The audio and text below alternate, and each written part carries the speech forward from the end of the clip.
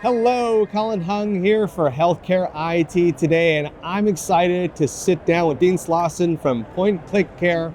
We're going to talk about some of the exciting things they've got going on. Dean, welcome to the program. Thank you. It's great to be here. We're excited to be at HIMSS. I'm always excited to connect with people at PointClickCare. You always have really cool, interesting things that are happening, but for the benefit of our audience, Dean, can you give them a little bit of background about yourself and about PointClickCare? Sure. I've been at PointClickCare for going on 6 years. I'm responsible for what we call advanced technology. A big focus of that is AI, so we can talk about that, but have been in the technology industry for a very long time, including a good 20 years at Microsoft. So a little bit familiar with technology, AI, machine learning, been doing that for a few decades.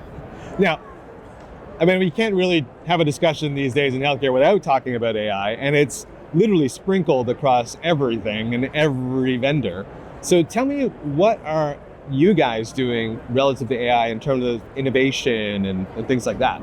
Yeah, I mean, AI means a lot of things to a lot of people. And for us, it's really about applying the best technologies to help our users, help the residents and patients that they care for, just using math and computer science to build models based on data that can do useful things, helping to augment the abilities of our users. So we're really excited about the work we're doing in generative AI. We're working on some things with summarization, for example. We have a model that's been out for a little while in a couple of our products and insights and post-acute care management product that we're really excited about, predictive return to hospital. So that's one of the models we've been working on. So I want to make sure we highlight that, because PointClickCare sits in a very unique spot in the healthcare space. You guys cater more towards long-term care facilities, post-acute care, that kind of world, as opposed to 100% on the acute side. So when you say summary and when you say using AI, generative AI, can you give us some examples on what it's like on that side of the house? Sure, and it's really a mix, because PointClickCare, of course, has a very large network in the post-acute and long-term care space, over 27,000 facilities in that, customers in that space. But we also have in the acute space over 2,800 hospitals and health systems. We have in ambulatory care over 3,600 of those. We have every major health plan is in the U.S. as a customer, as well as like over 75 state and government agencies across the U.S. and Canada. So it's really the largest health technology network and platform in North America. And that gives us a large data set to work with that we can use to build innovation that has some really unique capabilities.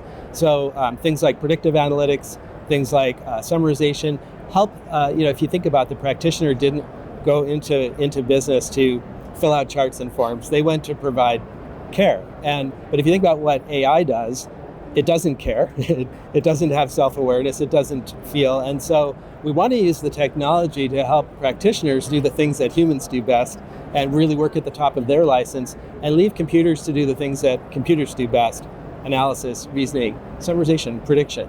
And again, that summarization, are you talking about just summarizing like the chart that? Yeah, for example, is a great application. And we can use generative AI responsibly and carefully by putting the right guardrails around it, by fine-tuning it, and doing things like extracting and then making sure that what was extracted was actually in the original, so you're not hallucinating. So these kind of technologies can be applied responsibly in healthcare, and we're really excited to take them to their full potential. And so talk to me a little bit about those guardrails. You mentioned the word responsible AI, obviously a hot topic. What is PointClickCare doing to ensure that its deployment of AI is responsible? Responsible AI is something that I care about very deeply. I mean, partly is even if we build a great model and it's very accurate, and even if it's very fair and unbiased, if people don't trust it and they're not going to use it and they're not going to get better outcomes. And so we really take that very seriously in our approach. It's a very collaborative approach that we take. We have applied researchers, a team of mostly PhD scientists who understand the math and the models in healthcare, but then we work with clinicians and other subject matter experts for the kinds of models we're building. We work with product experts, we work with engineering and design, and really work collaboratively through the whole design process to ensure we have responsible steps, such as modeling the risk as we go, measuring bias, right, doing appropriate mitigations, and then communicating transparently about what the model does and what it's for and what it's good for and what it's not good for, so that our users can use it responsibly. As part of that, we've recently joined the Coalition for Health AI, which is the largest kind of group of experts in this space, with big tech companies, small tech companies, clinicians. But we are the first, and I think still the only long-term post-acute member of that. So we're really trying to bring that voice to the table in the working groups, establishing the standards and then applying them in our work. We're also an ONC certified vendor, and the ONC HTI-1 requirements for AI are something that we apply. So we have feedback, we have disclosure, transparency, accountability, fairness. All those things are built into our process, from beginning to end, to make sure that what we're building is delivering value and doing it in a way that avoids or mitigates any kinds of harms that people are concerned about with AI. Now, PointClickCare recently published a study. I think it was in the JDMA, JAMDA, yeah, JAMDA. Yeah. That's right. We'll put a link to that in the article. What are the 3 top takeaways from that study?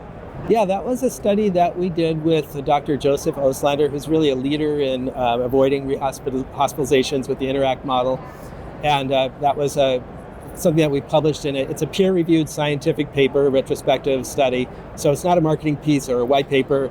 It's an actual technical paper. But I encourage people to read it because there's a few things that it did. One is it's part of our transparency. We explain what's in the model and how it works. I'd invite anyone working at anyone trying to build a competitive model to read it. If you can do better, publish your result. Or even better, come join us at PointClickCare. We like to be transparent about the models.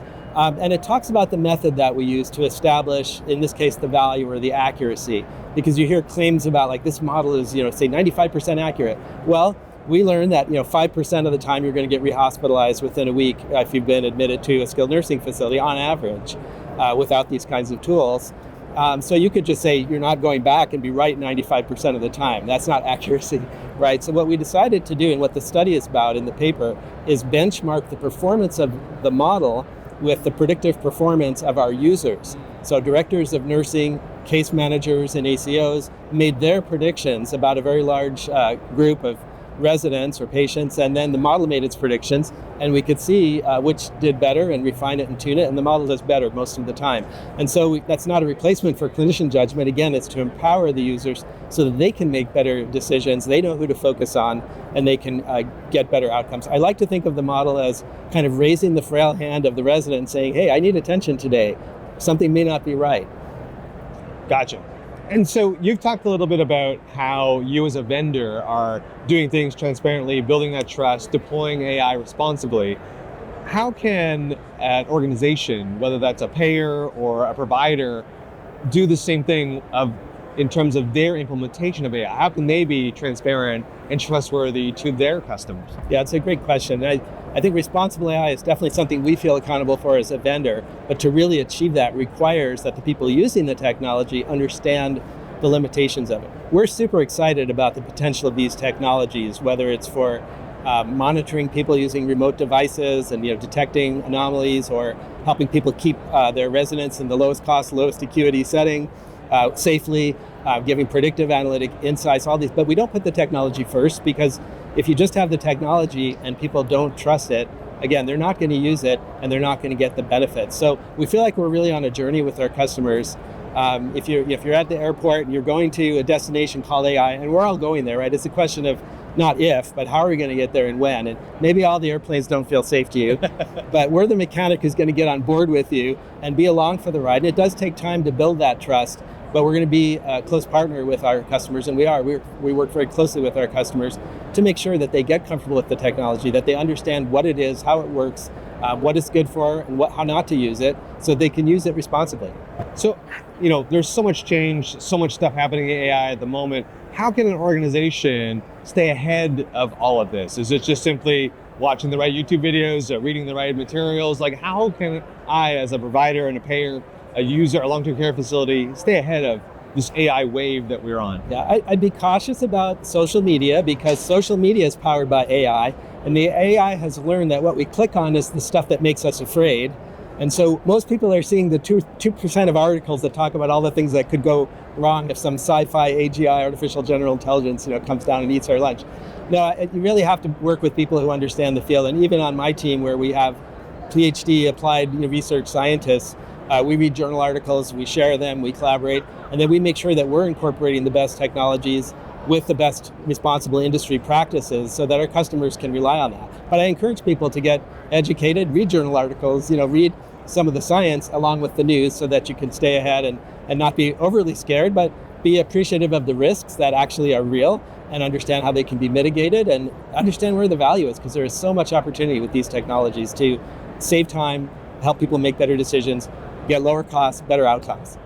Well, Dean, you shared a ton of great information with us today. Where can people go to learn more about PointClickCare? Well, I'm sure PointClickCare.com would be a good place to start. And if you're at the HIMSS conference here, come by our booth. Awesome. Well, Dean, thank you so much for being on the program today. Thank you. It's a pleasure. This has been Colin Hung for Healthcare IT Today. Thanks for watching this video. And if you like more, go to healthcareittoday.com, mash that like button, and click subscribe.